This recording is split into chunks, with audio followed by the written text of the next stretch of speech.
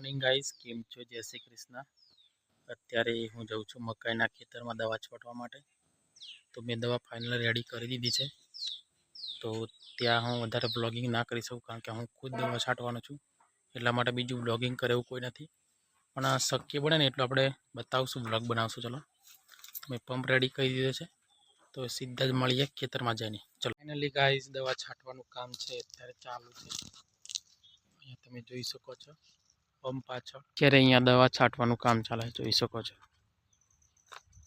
Normal pump પણ બગડી ગયેલો છે, જોઈ શકો છો ગાઈસ। ફાઇનલી અત્યારે ખેતરમાં હું દવા છાંટીને આવી ગયો છું ઘરે, અને ઘરે આવીને મેં એક દિવસ બ્લોગમાં કીધું હતું કે હું તમને મેં ટીંડોરાની ખેતી કઈ રીતના કરી છે હું તમને બતાવીશ। તો અત્યારે તમને બતાવવા માટે અહીંયા આવ્યો છું। તો હાલ તમે મારી આ વાડ જોઈ શકો છો, મેં એક પ્રકારની વાડ બનાવી છે, અને અહીંયા છે મેં ટીંડોઈ રોપી છે। અહીંયા જોઈ શકો છો ટીંડોઈ, અને ચારો બનાવેલો છે।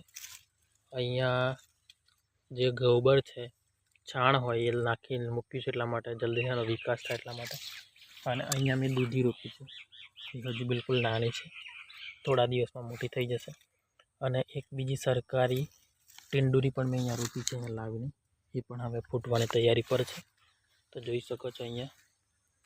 અને આ છે કાકડી, તો કાકડા પણ લાગ્યા છે ઘણા બધા, પપૈયા મતલબ, જોઈ શકો છો।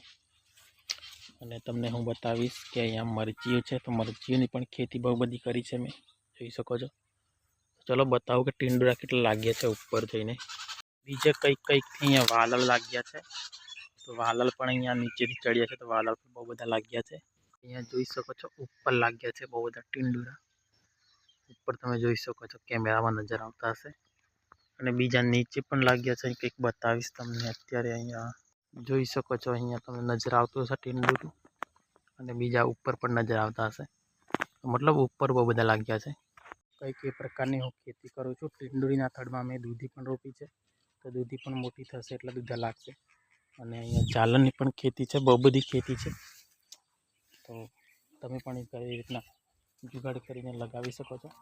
કારણ કે તમારે પણ બજારમાંથી શાકભાજીનું લાવવાનું ટાળવું હોય, તો આ બધા ઘરે જમીન હપી એક્સ્ટ્રા પડી હોય, એમાં તમે આવું બધું કામ કરી શકો છો। તો ચલો અત્યારે ફ્રેશ થવું છે, ફ્રેશ થઈને મળીએ।